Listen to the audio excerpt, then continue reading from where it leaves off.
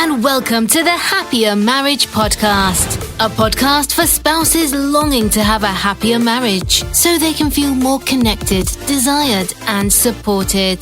Now, to start the show, here is your host and Sherpa, licensed marriage and family therapist and certified relationship coach, Kingsley Grant. Thanks for joining me on the Happier Marriage Secrets podcast. This is episode number 28, and today we are talking about the 5 proven ways to get your spouse to talk and listen to you. Imagine that, getting your spouse to talk and listen to you. And here are 5 proven ways we're going to talk about today. Let me say this, that whenever I go through a list like this, sometimes you may hear me say something that may trigger you, because you may become defensive or wonder, why am I addressing you and not speaking to your spouse? Well, you're the one who's listening to this, and that's why this is for you, right? And so you might be triggered by that. So I want to say that, hang in there if that happens, because the purpose of this show is to stir things up at times, right? It's to cause you to feel a certain way, because I want to evoke an emotion in you to bring about changes. It's not about listening to this podcast, but I want to stir things up. And then one thing I want to guarantee you is that we'll land safely, right? We have a very solid landing at the end. So that is something I can assure you that we will have at the end of this episode. Now, this show is brought to you by KingsleyGrant.com. Our hope is that you will be challenged, inspired, and encouraged in this episode as in every other episode. So stay tuned. So, the big question is this: how is it possible that you have a happier marriage when you feel like you've tried everything? Your spouse isn't making an effort. You're exhausted. You feel like giving up. Or there's so much hurt that's taken place between you and your spouse. That is the question, and this podcast will give you the answers. What's up, ladies and gentlemen? Welcome to the Happier Marriage world, and I hope you're ready for another round of the Happier Marriage podcast. Today, we are talking about the 5 proven ways to get your spouse to talk and to listen.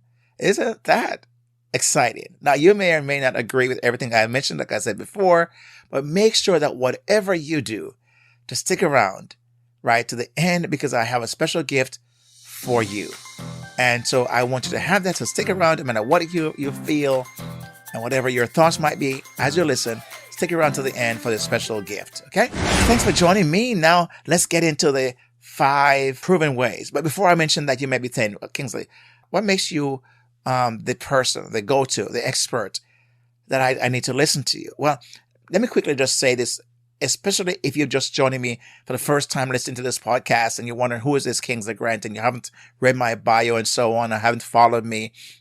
A brief thing I want to mention here is that, I've counseled and coached hundreds of couples over the past several years, almost 2 decades. And I'm also, as a licensed marriage and family therapist and certified relationship coach.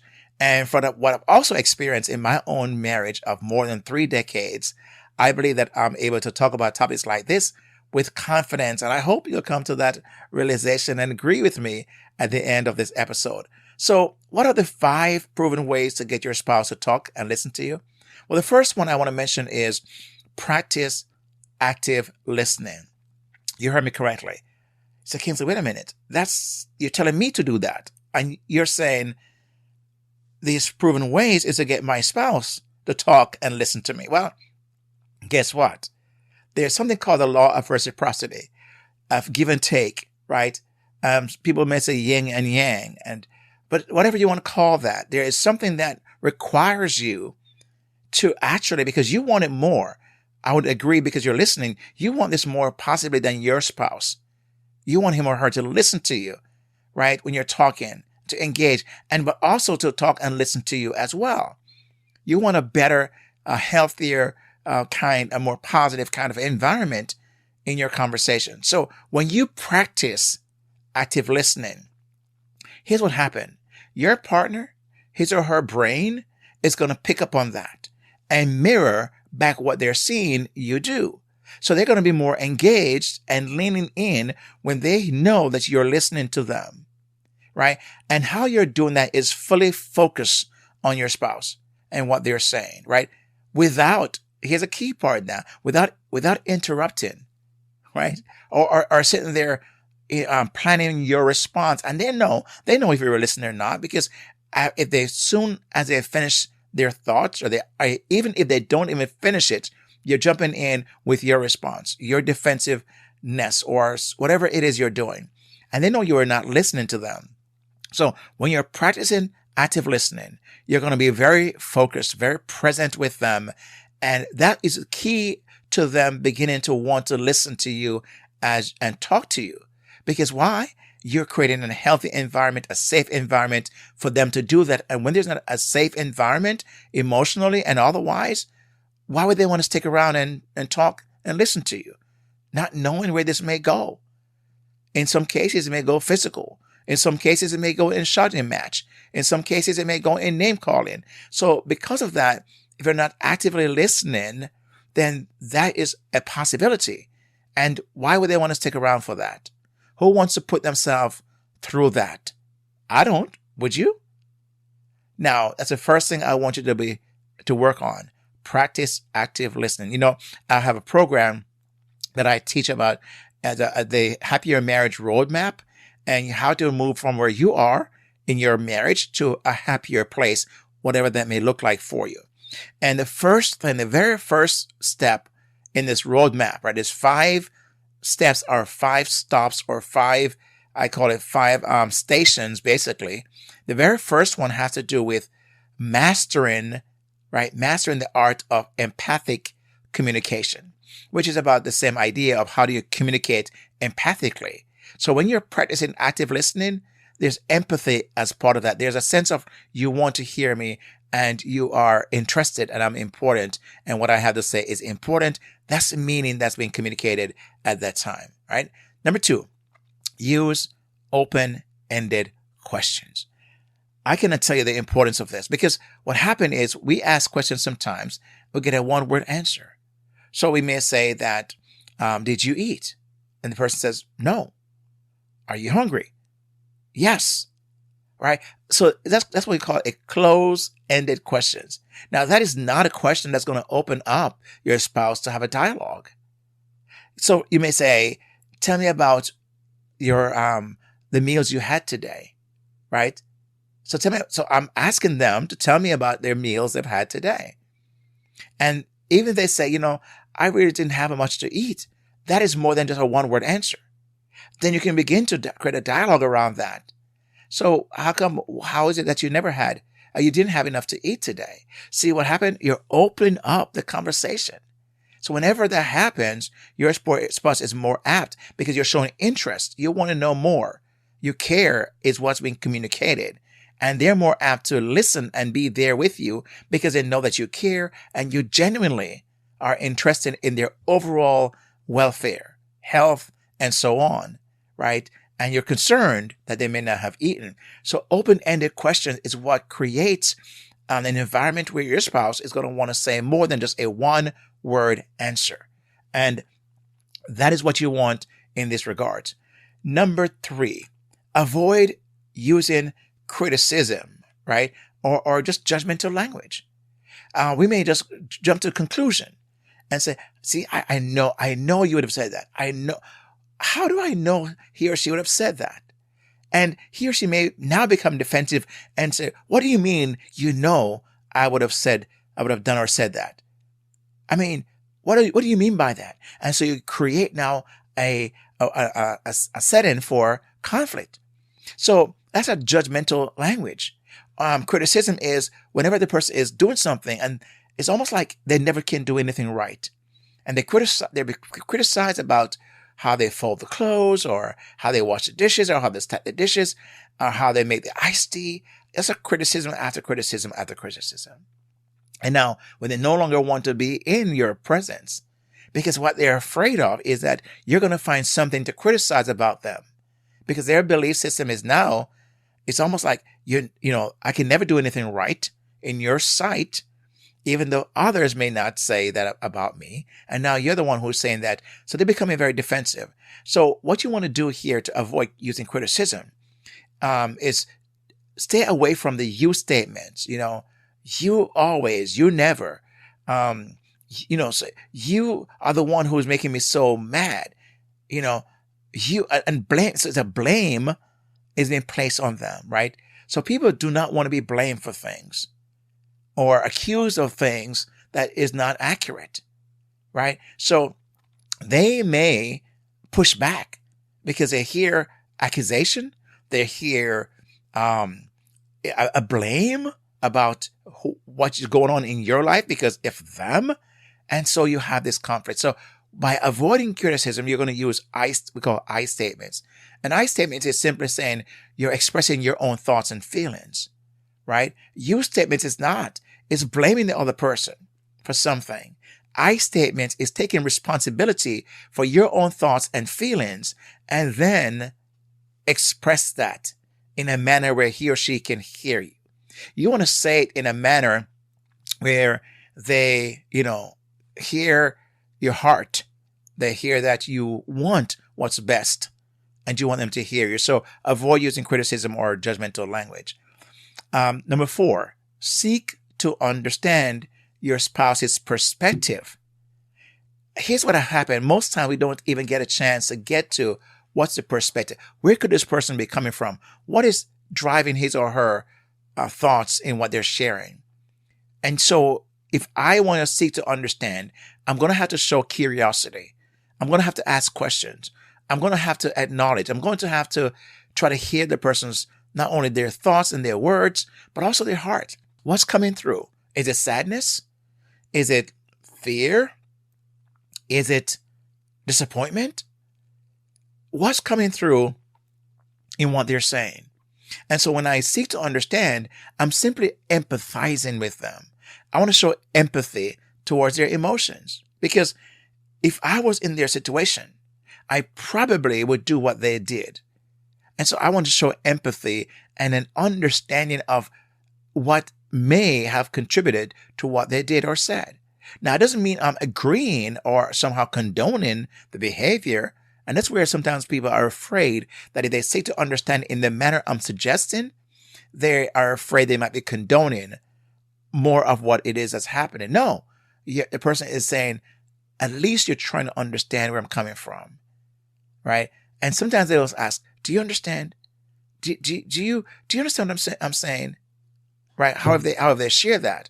And you want to say, well, let me see if I understand that. Is this what you're saying? And you want to then paraphrase or reflectively become curious and hear them out, but show empathy, a sense of, wow, that must be hard. So that's kind of the thing that they want to know that you're doing that tells them your understanding. So we done the first 4. Number 1, practice active listening. Number 2, use open-ended questions. Number 3, avoid using criticism or judgmental language. Number 4, seek to understand. And number 5 is communicate openly and honestly. I know sometimes when I say this word, communicate openly and honestly, someone may hear this and say, well, I just want to be honest. So when I tell you what I'm telling you, I'm being honest. So you just can't take my honesty. Well, it's maybe not your honesty that they're worried or they can't take. It's not so much your honesty, but it's the context in which you place your honesty, right? It's the flavoring. It is the temperature that honesty is being shared. So what happened is, this phrase I think can be helpful for you. People say, I'm just saying what I mean, right? Yes, you want to say what you mean, but don't say it mean. Okay?